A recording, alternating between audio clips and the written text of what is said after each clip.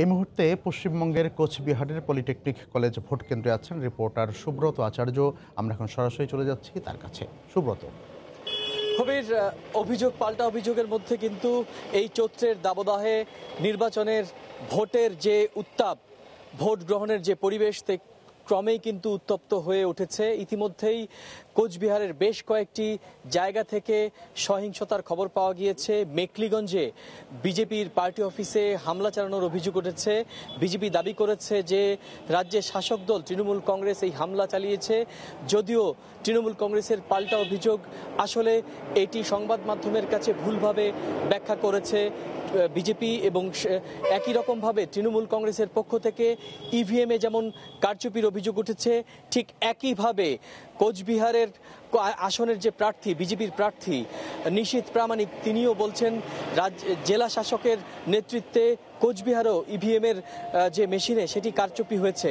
তবে আমরা অনেক ভোটারদের সঙ্গে কথা বলেছি, তারা কিন্তু বলছে যে আসলে কোনো কারচুপির বিষয় তারা দেখেনি এবং তারা সুষ্ঠুভাবে ভোট দিয়েছে।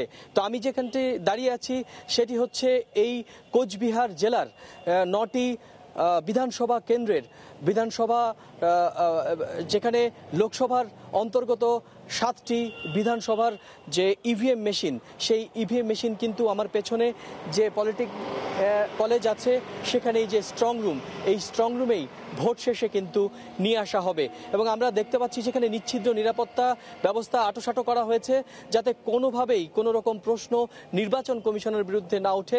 সেজন্য নির্বাচন কমিশন কিন্তু পর্যাপ্ত নিরাপত্তা ব্যবস্থা নিয়েছে। এদিকে জানিয়ে রাখি যে এই পর্যন্ত নির্বাচন কমিশনের কাছে 462টি অভিযোগ জমা পড়েছে। তার মধ্যে বেশ কয়েকটি ইভিএম মেশিন বন্ধ হয়ে যাওয়ার ঘটনাও কিন্তু ঘটেছে, এবং নির্বাচন কমিশন বলছে যে তাদের কাছে যখনই ইভিএম মেশিনের খারাপ হওয়ার খবর হয়েছে তখনই তারা দ্রুত সেটি পরিবর্তন করে দিয়েছে। তো কবির, এই ছিল আমার কাছে লোকসভা নির্বাচনের কোচবিহার আসনের সর্বশেষ। ভারতের লোকসভা নির্বাচনের খবর জানাচ্ছিলেন সুব্রত আচার্য।